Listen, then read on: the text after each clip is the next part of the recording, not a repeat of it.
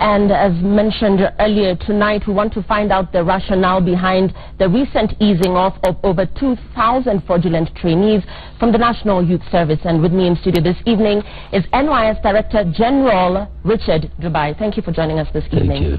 Let's begin with the extent of the rot in the system and indeed when you realized the system had been corrupted. Thank you very much, Lillian. And I'll begin from last year. When I joined in January last year, towards the end of January, one of the things that we have been doing since that time to the end of last year was cleaning up NYS, the external dimension of the cleanup of NYS. And there's quite a lot, because you've seen a lot in the press, everywhere. But now we have changed focus to internal cleanup also.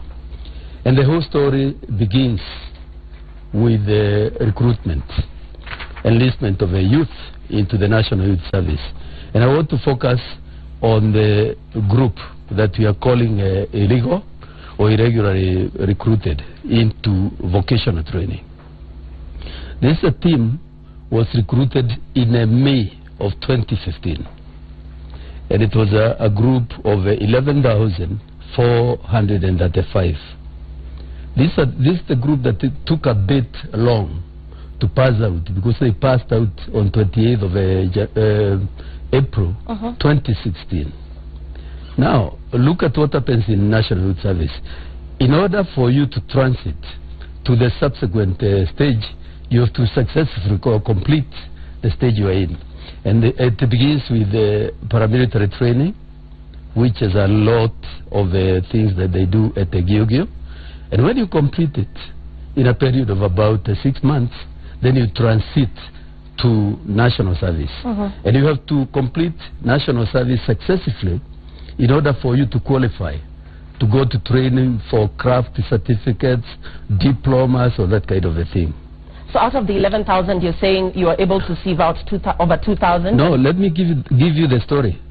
Because of the large number, as would be expected, there is a lot of attrition along the way. So out of the 11,435, only 9,400 were able to pass out, to graduate from Gilgil.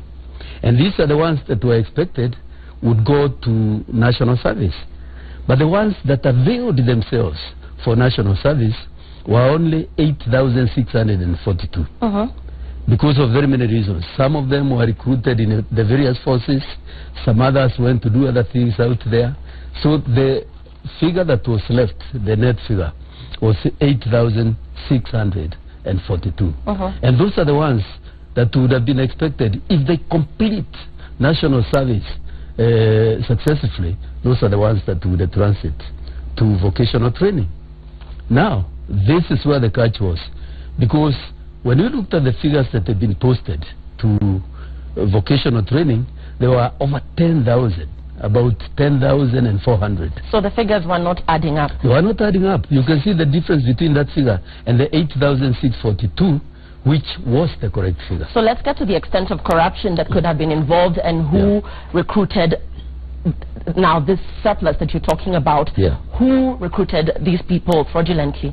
Let me say that we are talking about internal cleaning up now.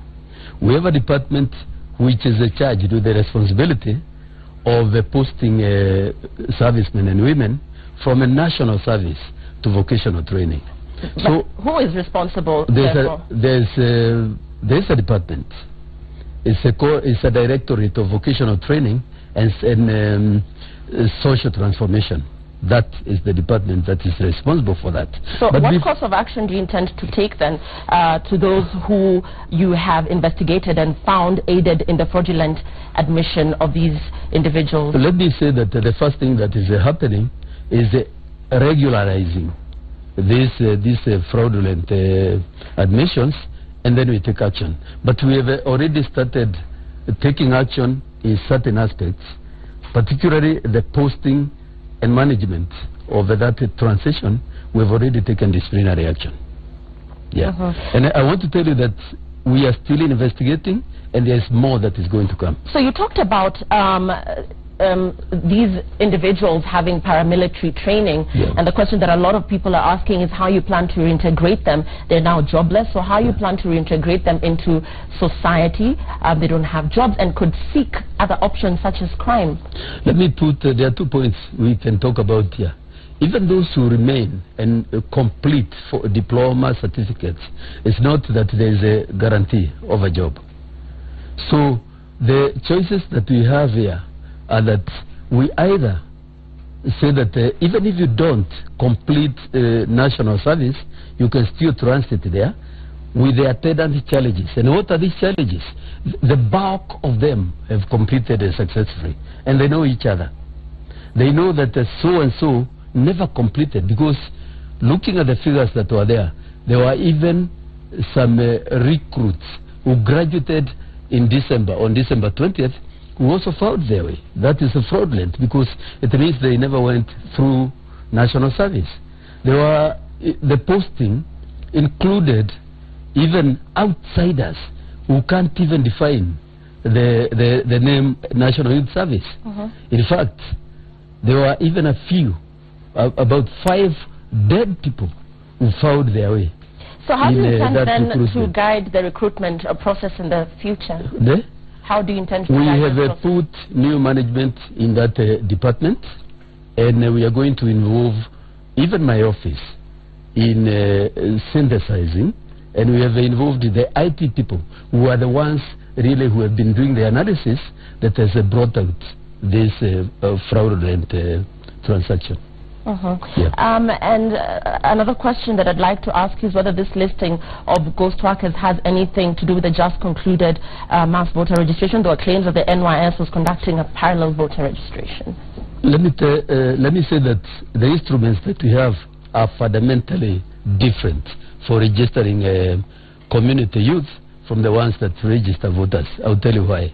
Because, for example, to begin with, the software that is there, it's not the same software that is used by IEBC. The registration is totally different, because whereas you ask to put all your fingers for voter registration, we put only one finger. Number 2, the information that is captured in biometric registration for community youth, who are called cohorts, is that, for example, it doesn't include the voting station where you're going to vote or that kind of thing. It doesn't include details of the constituencies and that kind of thing. It is merely about identification of who is in the team of these cohorts or community youth, payments to know that you are paying the right person, and the general management of a constituency of community youth which is over 100,000. So, too many scandals at the NYS, and for you at the helm of leadership right now, what do you intend to do to give the NYS a new face? Let me say that a couple of years ago, the shape and face of the NYS was changed, and I'll tell you, management changed completely. The process of, the process of rebuilding is not a quick process. You appreciate that. And the rot that we have found and that we are tackling has been a deep-seated. But I'll tell you that we are moving in the right direction. And all we ask of the public and the media also is the support. And final question, you're currently cleaning your payroll, to rid it of ghost workers, as you just mentioned. Give us an estimate of the money that, for instance, is paid to the recruits, and indeed the cost implication to the taxpayer. Let me say that the recruits who transit and become servicemen and women, they are paid about 700 shillings per month. 200 shillings is saved for them, and they get 500.